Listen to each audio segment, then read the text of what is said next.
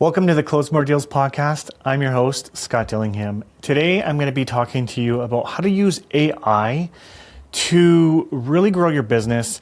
Everyone's talking about AI and it's blah, blah, blah. There's a lot of junk out there, but I'm going to literally show you ways that you can use it to grow your business. Most people use it as a search engine, or they'll use it to create, some content for them. And that's okay. But the thing with AI is, the content, it's robotic sounding and it's hard for it to get your tone, and it kind of can. And it is a good use of it, but it's not the best use of it. So I'm going to share a couple things. So one of the things that I think that you should do is to plot out your workflows, what you do, right? And then build a system around it. So practically all the AI models have a system in place where you can tap into different resources. So for an example, let's say that you want to make social media stuff, okay?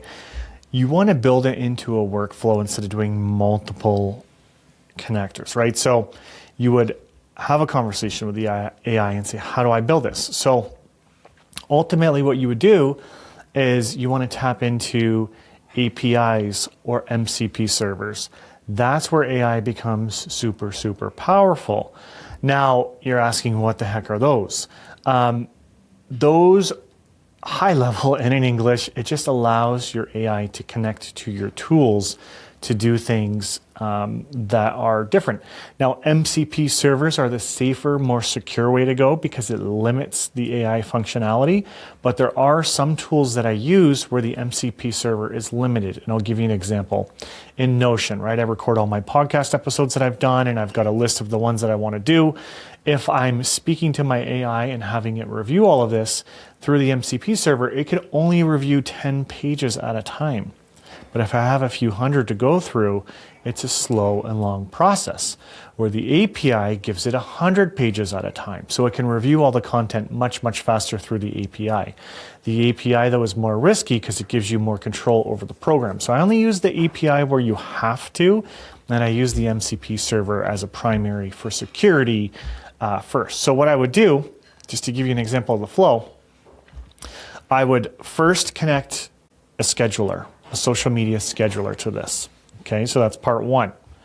Part two is I would create, whether it's images or you are actually doing videos, you can connect to another AI to then pull in images and create images based on your content. Or if you've already done the videos, it can cut them up into little clips too. But you want to have a connection for that, so it's automatic. And then you want to set up a schedule for all of this to run.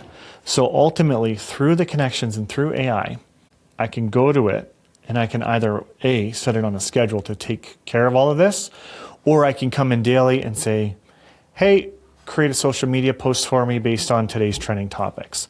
And it'll do that. Now, because it's connected to the scheduler, it's connected to the image generator, and it is an AI, so it'll create the content. When I hit that enter button, it'll publish it all for me, fully automated, right? And it's fantastic. So that's one way. Another way that I would recommend using it, and a lot of the AIs, they have browser agents. So it's where it can control your browser and find stuff, right? So give it tasks that nobody's doing. So or nobody wants to do, right? So you can have it perfect example, look through Kijiji. So you could prompt it, look through Kijiji, find all the properties that are for sale by owner that have been listed in the last 30 days, and get me the seller's name and phone number if it lists it on the listing. And if it doesn't, give me the link to the listing so I can reply through Kijiji. I'm just making this up, right? And then it will compile and do all this stuff for you. And if it has their emails and stuff, then you can say, okay, email them all this message. Or create a message to email them so they might list the property through me instead, right? And it can do all of this because it connects. Now that's what I want to preface here. That's the secret sauce here, is how you can have AI connect to all of the potential tools that you use. And you'd be surprised how many platforms have an API or an MCP server. You'd be surprised. Like, I didn't realize how many things have this already, but it's there. So the probably hardest part and the longest part is getting all the things connected, right, for your workflow. But when it's done, you're good. So I'll give you one final example here of how I use it for this podcast. So I have a folder that I drop my podcast into. It then, as soon as it notices that I've placed the audio there, it grabs it, it uploads it to transistor.fm. That's where I host my podcast at. It brings it there. It will then automatically pull in keywords. It writes up the description for me. It'll then add timestamps, like important timestamps if I've talked about something in a certain order. And it schedules it to go out because I publish these every Monday at 9 a.m. So it does all of that for me just by me dropping the file into a folder that I've told it to look for. So the goal of all of this, and I know people are concerned with AI, but I think for me, the goal of doing it is so we can do more, right? We can leverage more faster, because on my end, I'll have it do a task and then I'll do something else on my laptop. And then I'll come back and it's done over here and then I continue over there, and like it's fantastic. But for you guys, for scraping data, or you can even have it go over your feed. So I've done that before too. I had it go through my LinkedIn feed and I'm like, okay, tell me who's talking about real estate, who is talking about investing.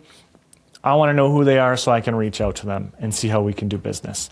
And it found all those people and did it all for me. So I'm not spending an hour or 2 hours siphoning through all of this. It does it. It makes the list and then I can contact them directly. Anyways, this is a little bit of a longer episode. I'm only scratching the surface. I'm not here to obviously coach on AI, but I just want to help you guys to close more deals. And I think AI, when you use it in that way, where it connects to your stuff, not as a search engine, which they're good for that too, but use it to connect to your tools to automate your workflows, you would be surprised. Guys, Follow Up Boss has one. Zoho has one. There's just so many more realtor-based CRMs that I know of that have an MCP server. So you can be like, hey, who are all the people I didn't speak to in the past 90 days? It gives you a whole list. Okay, email them all and draft up a personalized email that you think will convert deals so they're going to want to work with me. Boom, done. Do you know what I mean? Like, it's just a matter of getting creative in how to use it, but these tools are available now, so use them. Anyways, I hope this episode was valuable. If you liked it, please share, please follow, all that good stuff. It means the world to me. Thank you so much. Take care.